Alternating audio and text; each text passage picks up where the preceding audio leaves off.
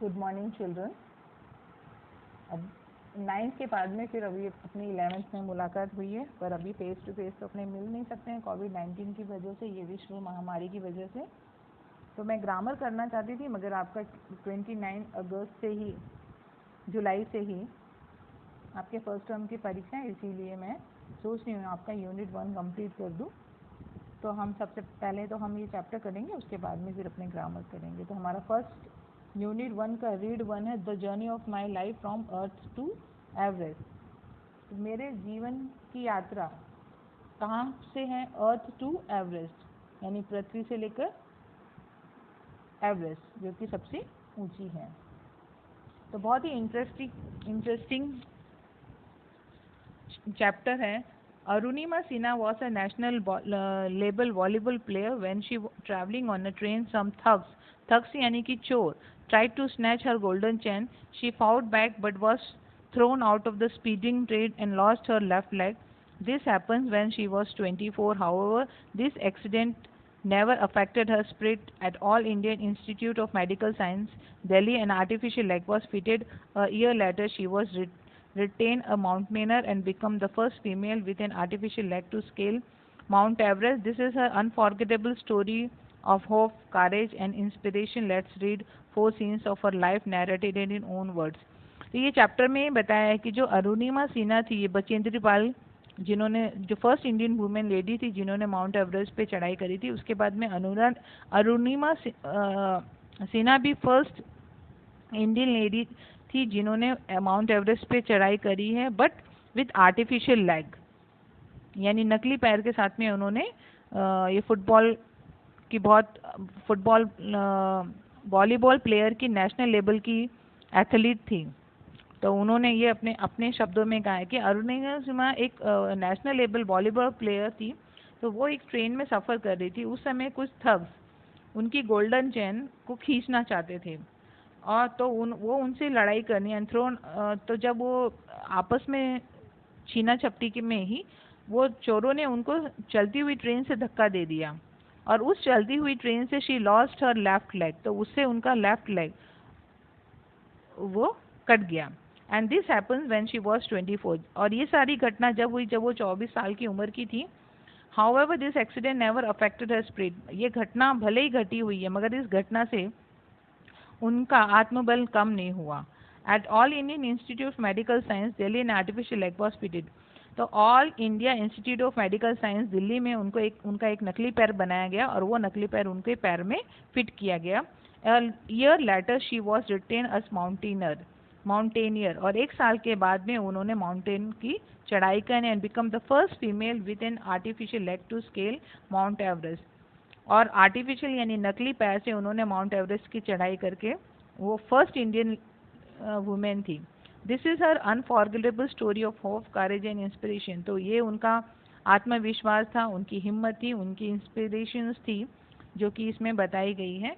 तो सीन 1 देखते हैं। I started dosing, my eyes were close but my mind walk away. Dosing यानी मेरे को थोड़ी सी हल्की सी नींद आ रही थी, मेरी आंखें तो बंद थी मगर मेरा दिमाग खुला हुआ था। अवेक यानी जग रहा था वो। I remember someone saying that Bareilly would come after some time. और वो नींद में तो थी पर वो जाग रही थी, आंखें तो उनकी बंद थी, जग रही थी। और उस समय किसी ने बोला कि बरेली इसके थोड़े समय के बाद में आने वाला है। I was in deep thought that I would have a hand tug to my gold chain. तो वो आंखें बंद करी थी, तभी उनको ऐसा लगा किसी ने मेरी चैन को खींचा है, झटका लगा है। A girl six sense is always her best companion. तो सिक्स सेंस के बारे में आपने सुना ही होगा।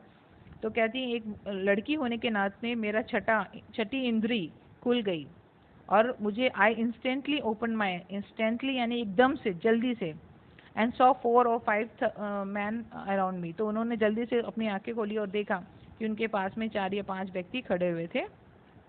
Their drunken looks and behavior gave me an inkling of their intention। तो उनका जो ड्रंकन लुक यानी नशे में थे ऐसा मुझे लग रहा था, और उनका जो इंटेंशन था वो अच्छा नहीं था, उनका जो बिहेवियर था वो मुझे अच्छा नहीं लग रहा। I stood up in the flash to tell them that I had no intention of parting with my chain।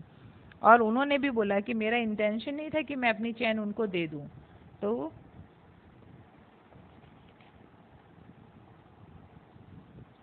So I catch a youth who was trying to size me up. I stood up in flash to tell them I had no intention of parting with my chain, so they came together at me. तो वो मेरे बिल्कुल नज़दीक में आ गए. Even through the compartment was full. जबकि compartment पूरा भरा हुआ था, जो ट्रेन का डिब्बा था वो पूरा फुल था. None of fellow passengers got up even inquire what was happening. तो किसी भी जो भी पैसेंजर्स थे, जो यात्री थे, किसी ने भी पूछा भी नहीं कि मतलब क्या हो रहा है. मतलब लोग तमाशा देखते रहे, मगर किसी ने भी देखा नहीं, पूछा नहीं कि क्या हो रहा है. Forget about their coming to my rescue. Rescue यानी बचाना. बचाने की बात तो छोड़ो, किसी ने पूछा भी नहीं कि क्या घटना हो रही है, क्या हो रहा है. मतलब लोगों ने कोई इंटरेस्ट नहीं लिया. I had no option but to take them on. अब मेरे पास में कोई ऑप्शन नहीं था क्योंकि मैं अकेली थी और वो 4-5 गुंडे थे. So I caught a youth who was trying to size me up by his collar and pushed him back. तो जो एक व्यक्ति मेरी चैन खींचने के लिए आया, तो मैंने उसको कॉलर से पकड़ा और उसको धक्का दे दिया. आई निक्ड अ कपल ऑफ अदर्स. एक दो को और मैंने किक कर दिया. An exceptional battle had begun inside the train on the move. Exceptional, अचानक, मतलब कोई घटना घटने लगी, क्योंकि उनका तो कोई इंटेंशन नहीं था, वो तो सो रही थी. तो एक युद्ध शुरू हो गया चलती ट्रेन पे. The wolves made another attempt to snatch my chain. Wolves यानी ये भेड़िए, वो दूसरा अटेम्प्ट किया. दूसरी बार उन्होंने मेरी चेन को खींचने की कोशिश की. Still I resisted. फिर भी मैंने उसका विरोध किया. Until one of them driven by फ्रीजन Frenchie gave me an extra hard kick. मगर उसमें से एक जिसने जोर से मुझे किक किया, यूजिंग ऑल हिज फोर्स, पूरी ताकत के. Of balance. ऑफ बैलेंस यानी मैं अपना संतुलन खो बैठी. And I could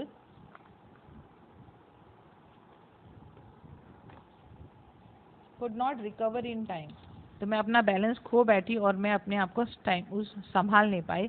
I literally flew out of the train. और मैं ट्रेन से नीचे गिर गई, मतलब बाहर निकल गई. Still holding my mobile phone. और उनके हाथ में उनका मोबाइल था.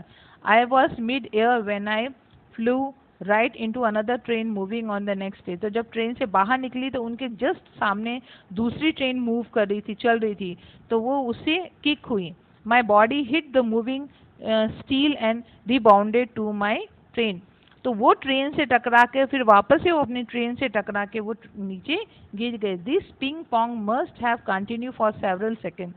तो ये जो पिंग पोंग जो घटना चली वो कुछ सेकेंड्स के लिए, several seconds, before gravitational force pulled me down. जब तक ग्रेविटेशनल फोर्स यानी कोई चीज़ ऊपर से नीचे, जब किसी चीज़ को हम ऊपर फेंकते हो नीचे, तो वो दोनों ट्रेन से टकराई और फिर उसके बाद में वो नीचे गिर गए. Despite my efforts I left my leg fell on the track. तो अपना पूरी ताकत लगाने के बाद में अपने आप को पूरा तरह से बचाने के लिए, मगर फिर भी उनका लेफ्ट लेग वो ट्रैक पे, पटरी पे गिर गया. कच. This was the sound of my leg getting chopped. Chopped यानी जब हम सब्जी को कैसे काटते हैं, इस तरह से उनका पैर ट्रेन की पटरी से कट गया. तो ये गच यानी उसकी आवाज़ आएगी. There was no one to hear my intense scream यानी चिल्लाना. कोई मेरी आवाज़ को सुन नहीं रहा था. आई ले motionless for a while. Motionless यानी बिना हलन चलन के मैं वहाँ पे थोड़ी देर तक पड़ी रही. Watching the red tail light of the train until it dimmed and faded into darkness. Then I fainted. Red light जो जल रही थी उसको मैं देखती रही और धीमे धीमे फिर वो लाइट कम होती गई, डीम होती गई, मतलब वो बेहोश हो गई. देन आई फेंटेड यानी कि वो बेहोश हो गई हैं. तो ये आज आपका चैप्टर यहाँ तक है. सीन अपने 2 कल करेंगे. Good bye.